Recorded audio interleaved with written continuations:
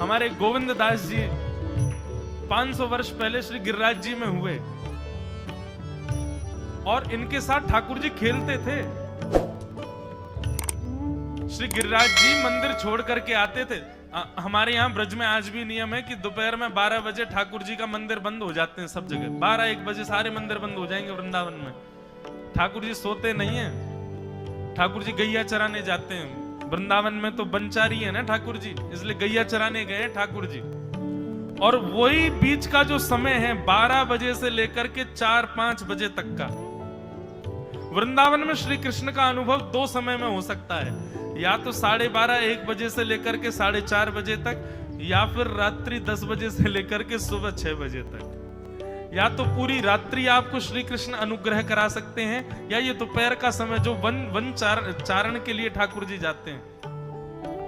तो गोविंद दास जी, गोविंद स्वामी जी प्रत्यक्ष में देखने में तो गवैया हैं। रोको एक लीला सुनाएं फिर गाएंगे आगे का पद। वो देखने में कौन है? बोले कि मंदिर में जाते हैं ठाकुर जी को पद सुनाते हैं, लेकिन उनकी अंतरंग इशारे चलते थे ठाकुर जी के साथ। जैसे ही गोविंद दास जी पद गाते थे, गुसाई जी श्रृंगार करते थे ठाकुर जी का, गोविंद दास जी पीछे खड़े खड़े पद गाते थे। तो जैसे ही गुसाई जी श्रृंगार करते करते थोड़ा श्रृंगार लेने के लिए नेक दूर जाते, ठाकुर जी ऐसे खड़े खड़े नीचे से एक मोती उठाते, मोती उठा के ये मारते टक के गोविंद दास के सिर पे। और जैसे ही गोविंद दास के सिर पे लगती, गोविंद दास कहते माने ना दारी की तो बताऊं, रुक जा। जैसे ही वो मोती लेकर के वापस गोविंद दास मारते, तब तक गुसाई जी वापस आ जाते। और गुसाई जी के आते ही वो मोती ठाकुर जी की जगह गुसाई जी में जाके लग जाता। गुसाई जी कहते हे गोविंदा, तू ठाकुर जी को मोती मार रहा है? गोविंदास बोले मेरो माथो देखियो, ये गुम्माटो फूल को ये आपके लाला ने मारो मोए। आपको लाला ऊधम मचावे वो ना दिखाई दे आपको, और मैं नेक कछु कह दूं सो मुंह पे चिल्ला रहे हो, मुंह पे बरस रहे हो, या समझा लो बहुत ऊधम मचावे ये। ऐसी लीला करते। गुसाई जी के नेत्रों में आंसू आ जाते। बोले गोविंदा तू कितनो भाग्यशाली, तेरे संग ठाकुर जी लीला करें। गोविंदास के साथ ऐसी ऐसी लीला करते महाराज। एक बार ठाकुर जी गोविंदास से बोले ए गोविंदा, बोले हाँ मेरो दाल बाटी खावे को मन हेरो है। आप लोग दाल बाटी जानते हैं? महाराष्ट्र में खाते हैं दाल बाटी हैं? राजस्थान की बढ़िया, राजस्थान हमारे ब्रज में खूब खाते हैं दाल बाटी चूरमा, जो खाए सो सूरमा।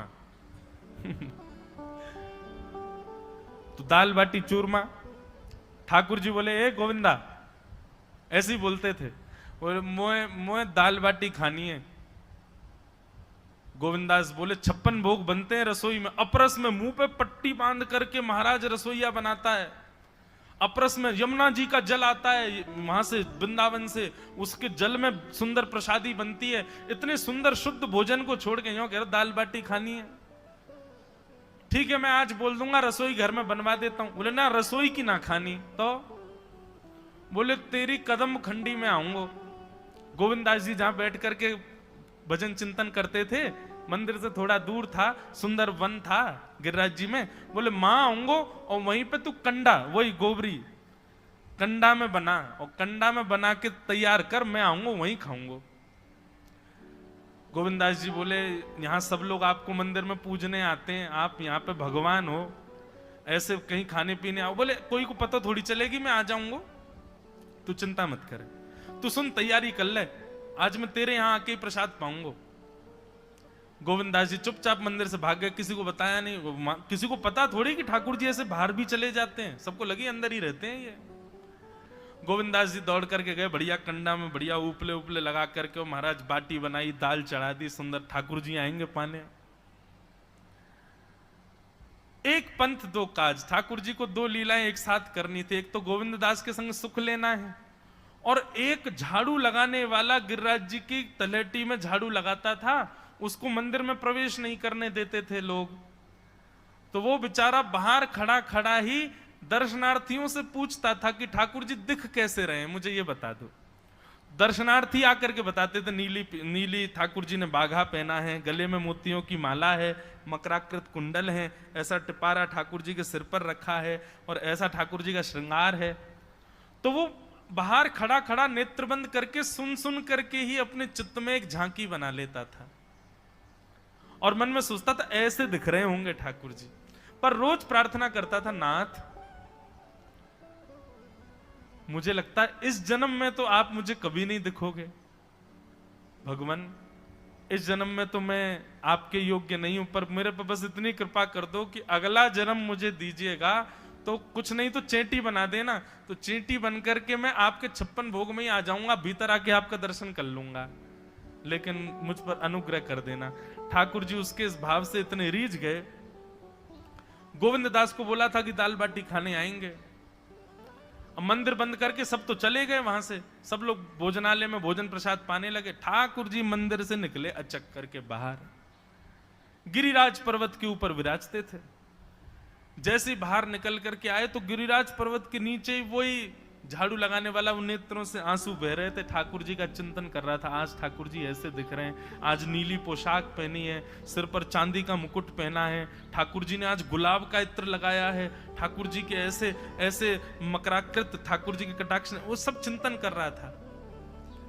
ठाकुर जी नीचे उतर करके जाने लगे, इतने में ही ठाकुर जी ने लीला करी और जोर जोर से ठाकुर जी चिल्लाने लगे, अरे जल्दी ते आइयो, देखियो मेरे पाम में कांटो लग गयो, अरे जल्दी ते कोई आओ या कांटे को निकारो, मुझको तो बहुत दर्द है रहा है, अरे भैया जल्दी आओ जल्दी आओ।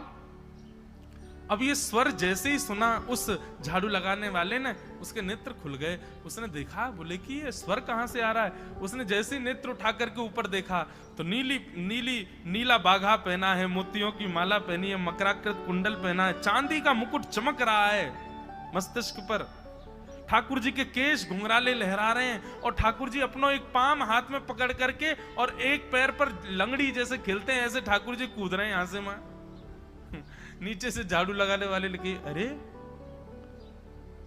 ऐसा पुरुष तो मैंने जीवन में कभी नहीं देखा, ये कैसा पुरुष है। नीचे से ही ठाकुर जी को देखने लगा, अब स्वरूप उसको पता था तो उसने कही ये जरूर ठाकुर जी होंगे, वहीं से प्रणाम करें। ठाकुर जी बोले प्रणाम कर रहा, दारी के जल्दी ऊपर आ, कांटो लगो मेरे पाम में या को निकार। बोलने लगा, बोले मैं ऊपर नहीं आ सकता, गुसाई जी मारेंगे, सब लोग डांटेंगे मुझे। अरे नहीं गुसाई जी ऐसा कुछ ना के, ये सब तो बाहर के लोगों ने नियम बना दिए, मैं तो सबसे मिलूं, तू आजा जल्दी ऊपर। जैसे ही ऊपर गया, ज्यों ज्यों ठाकुर जी के समीप जाए त्यों त्यों उसके नेत्र सजल होते जाएं। ठाकुर जी के बिल्कुल समीप पहुंच गया। भगवान बोले देख काई को रहो भैया, जल्दी कर, मेरे पाम में कांटो लगो या को निकार। जिन चरण कमलों के स्पर्श के लिए सदा लक्ष्मी लालायित रहती है, ठाकुर जी ने उसकी गोद में अनायास अपने चरण रख दिए। बोले जल्दी कांटो निकार, कांटो लगो मेरे पाम में।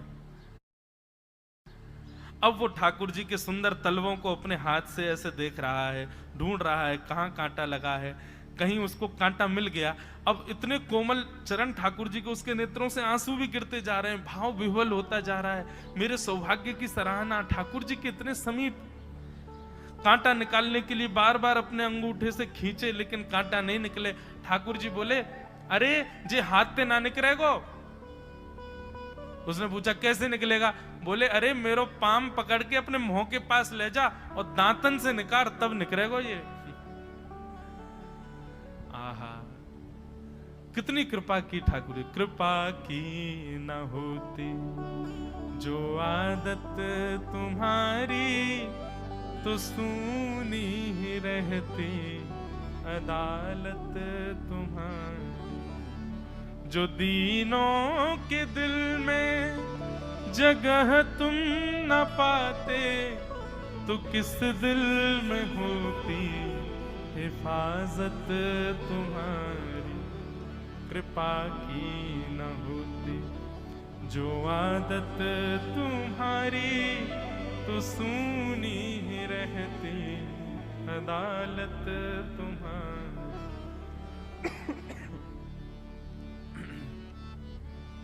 कितनी कृपा। उसने कांटा निकाला मुख से। ठाकुर जी बोले अब चल, मुंह से चलो ना जा रहा। गोविंद दास ने अपनी कदम खंडी में दाल बाटी बनाई है, मुंह ले चल वहां पे। बोला कैसे लेके चलूं? बोले तेरे कंधान पे बैठ जाऊंगा मैं। और ठाकुर जी ने अपने दोनों पांव ऐसे लटका लिए उसके यहाँ पे और सिर पकड़ करके उसके ऊपर ही बैठ गए। बोले चल ले चल मुकु।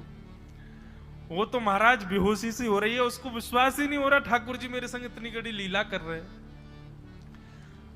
गोविंददास की कदम खंडी में पहुंचने से पहले उस बालक ने ठाकुर जी गोविंददास जी मुझे बहुत मारेंगे, अगर उनको पता चल गई मैंने आपको छू लिया है तो मुझे बहुत डांटेंगे, आप एक काम करो अब यहां से आप पैदल चले जाओ, मैं यहीं खड़ा हूं। ठाकुर जी बोले यहीं खड़ा रही हो, तेरे काजी दाल बाटी लेके आऊंगा मैं। ठाकुर जी पहुंच गए गोविंददास के पास। आहा, जो ठाकुर जी अचल दिखते हैं सबको मंदिर में, वो सचल दिखते हैं गोविंददास को। कितनी बड़ी कृपा। गोविंददास के यहाँ ठाकुर जी पहुंच गए और पहुंच करके ठाकुर जी बोले चल गोविंदा जल्दी खवा, मुझको तो बहुत जोर की भूख लगी है। गोविंददास बोले हाँ हाँ बिराजो। सुंदर व्यवस्था कर दी। ठाकुर जी बैठ गए और बैठ करके सामने पत्तल पर महाराज बाटी रखी, दाल रखी, चूरमा रखी, चटनी रखी, सब बढ़िया सुंदर सजा दी। अब ठाकुर जी पा रहे हैं, प्रेम से पाते जा रहे हैं और पाते पाते बीच में कहे और ला, और जल्दी ला, भूख लग रही है मुझको। गोविंददास बोले पहले इनको तो खाए लो। अरे ना है तू जाने ना है मंदिर में मेरे भूख कैसे लगे, थाली में 2 रोटी और ये सब्जी, इनते मेरा भूख पेट थोड़ी भरे, मेरे सामने तो सबरी सामग्री धर दो, मेरो जो मन होगा मैं उठा उठा के पाते जाऊंगा। अरे गोविंदा जल्दी जल्दी लेके आ। अब गोविंददास जी पीछे मुड़ करके बढ़िया सुंदर बाटी वाटी सेके। इतने में ठाकुर जी क्या करें, एक बाटी तो खा जाएं और दूसरी बाटी उठा के अपनी जेब में धरते जाएं। वो संग आयो वाक्य काजी लेके जानी है। अब तुम्हारा ठाकुर जी खाते जाएं भरते जाएं, खाते जाएं भरते जाएं। गोविंददास बोलो ठाकुर जी ये तो मैं मानूं कि आपकी खुराक बहुत है, पर इतनी ज्यादा है ये मुझको विश्वास नहीं है रहा है। क्यों हैं 56 बाटी खा गए हो अब तक आप? अरे कोई तुक ना है, पेट है कि समुद्र है, कुआ है, कहा है आपको? ठाकुर जी बोले अच्छा दारी के ऐसे बोले, चलो जाऊंगा मैं। अरे नहीं नहीं जय जय आप तो पाओ। ठाकुर जी तो जेब में भरते जा रहे थे। अब ठाकुर जी का पेट भर गया। ठाकुर जी बोले चल भैया गोविंदा अब पेट भर गयो, नेक्स्ट देर हम एक पेड़ के नीचे बैठ के नेक्स्ट सुस्ताए लें, फिर बाकी बाद मंदिर में जाएंगे, 4 बजे मंदिर खुल जाएगा दर्शन देने। जैसे ही ठाकुर जी खड़े भये महाराज, सोई उनकी पीतांबरी फैल गई। पीतांबरी फैली।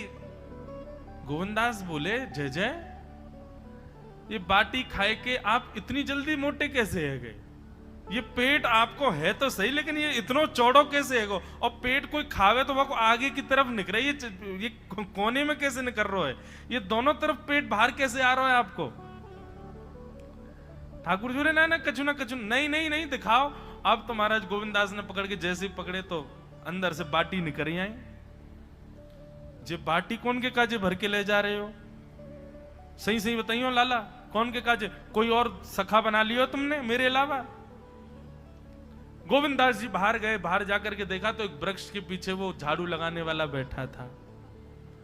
अच्छा तो अब जे आपको सखा बन गए, जे आपको मित्र है गयो, या के काजे बाटी भर के ला रहे हो? ठाकुर जी के अच्छा अरे भैया ठीक है, अब तू सबंत कह मत दियो कि मैं यहाँ के संग आयो, यहाँ के संग खेलूं। अरे बेचारो बड़ो प्रेम करे मोते, ये भूखो बेचारो, मैंने सोची यहाँ के काजू बाटी ले चलूं। गोविंददास जी के चित्त में एक क्षण के लिए तो ये भाव आ रहा है कि ठाकुर जी कितने प्रेमी हैं, लेकिन बाहर से कैसा दिखा रहे हैं? बोले स्वयं ने इतने सारे ग्रंथ निर्माण करा दिए, 4 वेद लिखवा दिए, उन पुराणों में शुद्धि, पवित्रता, अपरसता सबके इतने नियम बना दिए, और खुद क्या कर रहे हो? हैं? कोई के सिर पर बैठ के घूम रहे हो, कहीं जा रहे हो, कछु भी खा रहे हो? ठाकुर जी बोले अब ये सब नियम तो मानवन के लिए है ना, हम तो जय जय हैं, हम थोड़ी करेंगे इन नियमन को। बोले चुपचाप चलो और आचमन करो, शुद्धि करो, तब जाइयो मंदिर में। वहीं गोविंद कुंड के पास में गोविंददास जी ने जबरदस्ती ठाकुर जी बैठा दिए। बोले हाथ में जल लो। ठाकुर जी जल लेकर के बैठे। बोले अब करो अपवित्र पवित्रो वा सर्वावस्थांगतो पिवा। ठाकुर जी आचमन कर रहे हैं, अपनी पवित्र कर रहे हैं ऊपर से लेकर नीचे तक। इतने में ही गोविंददास बोलते बोलते बोलते बोलते पीछे की गए और ठाकुर जी की पीठ पे जाकर के एक धक्का दियो महाराज, पूरे ठाकुर जी डुबा दिए कुंड में। ठाकुर जी पूरे ऊपर से नीचे तक भीज गए। ठाकुर जी बोले दारी के तेरी शिकायत करूंगो, गुसाई जी तक कहूंगो तू ऐसे करे मेरे संग। गोविंददास बोले मैं बता दूंगा तुम कौन कौन के कंधान पे चढ़ के घूमो। आप मंदिर के लिए इतना नियम बना रखो है, नहा के आओ, धो के आओ, हाथ पांव खासा करके आओ, और कुछ अपवित्र वस्तु मत छीलेना, अपरस में रहना, गीला वस्त्र तन पे होना चाहिए। आपकी सेवा के लिए इतने नियम, और खुद क्या कर रहे हो? ऐसे गोविंद दास वो कह रहे हैं, यद्यपि रूप गुण शील सुधर